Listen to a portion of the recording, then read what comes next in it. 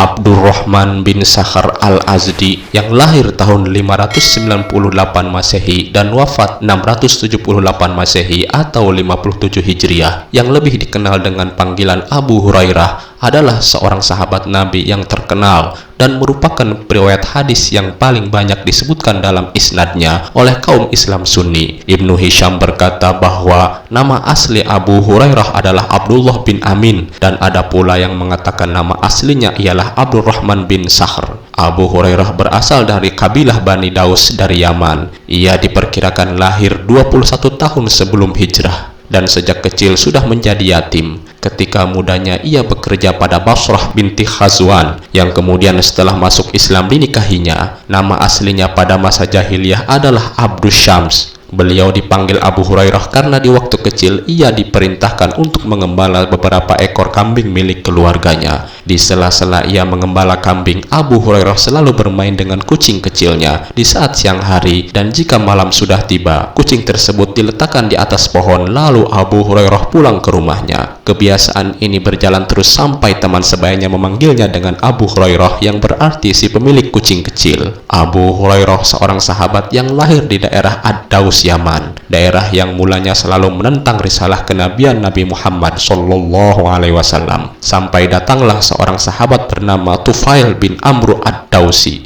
yang pernah bertemu Nabi Muhammad SAW dan mengikrarkan Islamnya sebelum hijrahnya Nabi ke Madinah. Tufail bin Amru Ad-Dausi yang mendakwahkan Islam kepada kaumnya Ad-Daus, namun tidak ada dari kota Ad-Daus yang menerima Islam kecuali satu orang, yaitu Abu Hurairah radhiyallahu anhu. Tufail bin Amru Ad-Dausi, seorang pemimpin Bani Daus, kembali ke kampungnya setelah bertemu dengan Nabi Muhammad dan menjadi muslim. Ia menyerukan untuk masuk Islam, dan Abu Hurairah segera menyatakan ketertarikannya meskipun sebagian besar kaumnya saat itu menolak. Ketika Abu Hurairah pergi bersama Tufail bin Amru ke Mekah, Nabi Muhammad mengubah nama Abu Hurairah menjadi Abdurrahman. Ia tinggal bersama kaumnya beberapa tahun setelah menjadi muslim. Sebelum bergabung dengan kaum muhajirin di Madinah tahun 629, Abu Hurairah pernah meminta Nabi untuk mendoakan agar ibunya masuk Islam, yang akhirnya terjadi. Ia selalu menyertai Nabi Muhammad sampai dengan wafatnya Nabi tahun 632 di Madinah. Umar bin Khattab pernah mengangkat Abu Hurairah menjadi gubernur wilayah Bahrain untuk masa tertentu. Saat Umar bermaksud mengangkatnya lagi untuk yang kedua kalinya, ia menolak ketika perselisihan terjadi antara Ali bin Abi Thalib dan Muawiyah bin Abu Sufyan.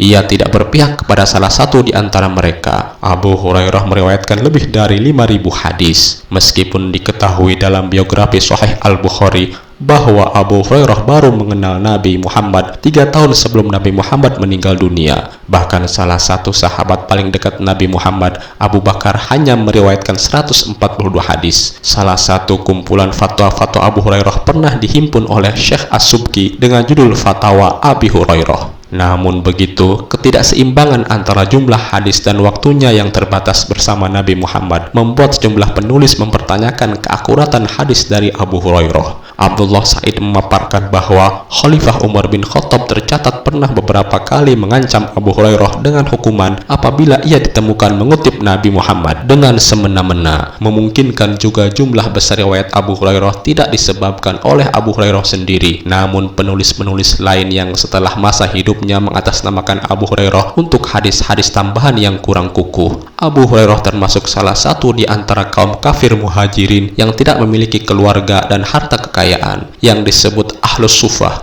yaitu tempat tinggal mereka di depan Masjid Nabawi.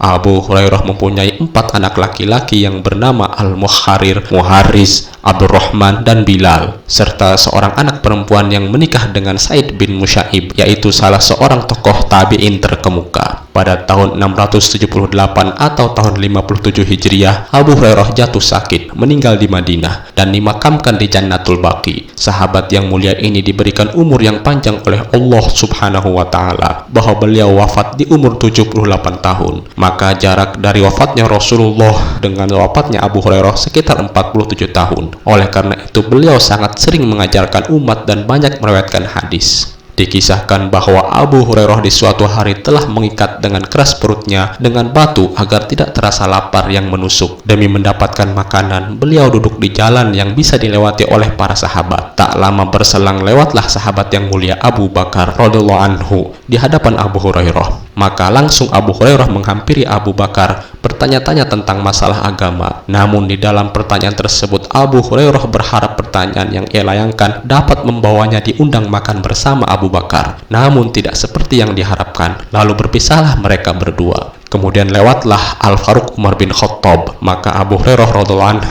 melakukan apa yang ia lakukan bersama Abu Bakar dengan harapan yang sama, namun tidak juga seperti yang diharapkan. Kedua sahabat yang mulia itu tidak mengetahui maksud dari Abu Hurairah. Berikutnya lewatlah manusia yang paling mulia, yaitu Rasulullah Shallallahu Alaihi Wasallam. Melihat Abu Hurairah yang sedang duduk-duduk di jalan, Rasulullah mengetahui bahwa sahabatnya itu sedang kelaparan. Lalu Rasulullah memanggil Abu Hurairah untuk datang ke rumahnya. Ternyata didapati di dalam rumah Rasulullah hadiah berupa satu bejana susu. Kemudian Rasulullah berkata, "Abu Hurairah, panggillah para ahli sufah." Mendengar perintah tersebut, Abu Hurairah pergi memanggil ahli sufah sambil berkata dalam hatinya, "Kenapa tidak saya dikasih minum dulu? Jika telah datang ahli sufah maka akan habis susu itu. Tapi biarlah kelaparanku ini tak menghalangiku untuk taat kepada Allah dan Rasulnya." Datanglah ahli sufah dengan perasaan senang menyambut panggilan. Begitu mereka duduk, Rasulullah Shallallahu Alaihi Wasallam memerintahkan Abu Hurairah untuk menuangkan kepada setiap ahli sufah susu tersebut sampai semua kenyang.